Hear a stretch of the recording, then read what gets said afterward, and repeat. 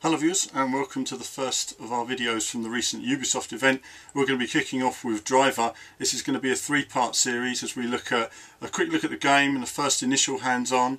Then we'll be talking to the Managing Director of Reflections, getting a bit of input from him, and finally in the third video we'll be looking at some multiplayer. But let's kick off with a look at this. Here we are then, looking at the menu screens for Driver. So just going through the menus there, you can see the driver, the movie mode, whether the Uplay is. Just had a quick look around. There were sort of challenge modes and everything else in the game. Some quite nifty challenges, some of which are based on popular films you'll get to know. I say based on, there's not an official license, so they found a way around that. Here's some footage here of the city. Look how vast the city is. I mean, it is way more detailed than say anything in Test Drive, and it's absolutely vast as maps go. That is a fantastic looking map. And I have to say, very impressed with it. You can see hovering around. I asked just for a little tour of the map here.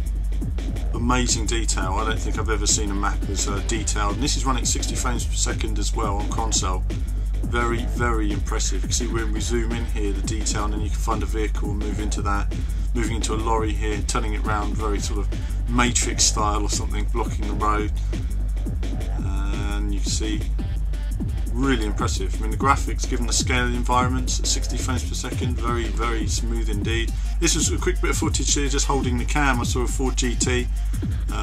Phil Branley, the brand manager for Driver, was showing me some skills as he went under the lorry there. Fantastic. Just another way of getting away from bad guys. And this is something I showed earlier, the tyre smoke. Very impressed with the tyre smoke on this particular build, looking fantastic. Now I've zoomed in a little bit on the screen here, so visual fidelity isn't as it would be on the actual game. It does look a little bit better than this. It was difficult getting footage at times for it, and of course we have no in-game sound. So this was my first go. My first go, cop cars piled into me at the start, and it took a bit of getting used to. I thought, well, I wasn't too keen on the handling initially. You can see here I'm not at all comfortable with it. The car felt very sloppy and heavy. I later find out that it's the style of this car, that the older cars are very sloppy and heavy to control, but it felt very sluggish here. I'm accelerating, I'm thinking, am I pressing the right button? I don't seem to be going that fast. You know, there wasn't much feeling the speed in this particular car, but it later turns out that it's, you know, the type of car it is and everything else, so that's what makes selecting the car to drive all the more important. So following my way around this track, I have no idea where I'm going here. I just take it at full speed and the car says nope, and I hit a wall here, barrier, so that's me over. So it does take a bit of getting used to the handling, and initially I wasn't too keen on it, I have to point out, though this is using the PS3 version with the PS3 controller, and I've never liked the PS3 controller when it's come to racing games. I've always been open about that. I don't like the PS3 trigger buttons. So just going around to the end of that section, trying to get my head around the handling. I played that and thought, well, you know, I didn't get my head around the handling now. I want another go now. And what I'd like to do now is a time trial. So I'm going to move on now and do a time trial in the McLaren MP412C. Pick a fast car, go fast, and see how we get on. So let's take a look at that.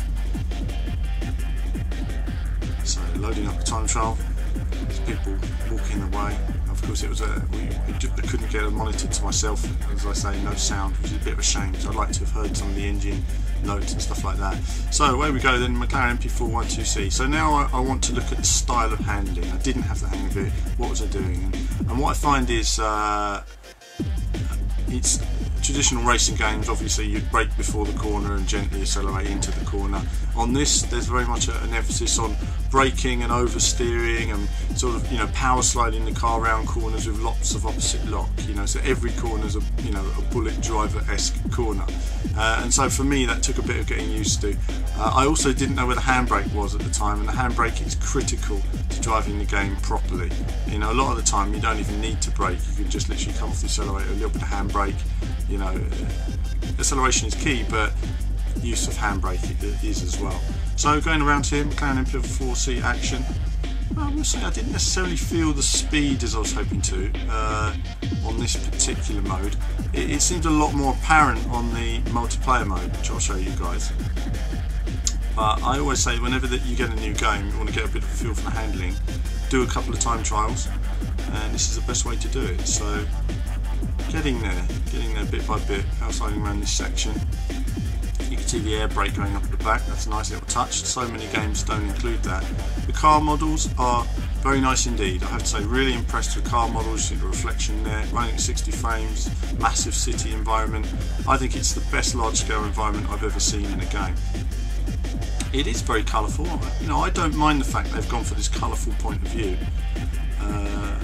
As you can see, I hit the inside wall there. I'm not consistent with the handling at all at this stage. Will take a lot of getting used to. I prefer to drive it the way I want to drive rather than anything else. But that was a quick time trial in the McLaren MP412C, and more to come.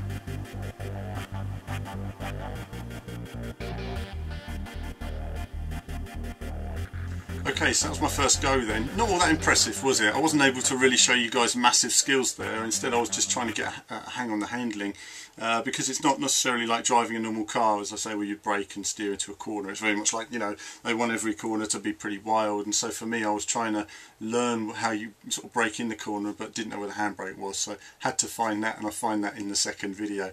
So that's it for the first one. No conclusions yet. Let's play it a bit more, crack on with the second video. Check out part 2.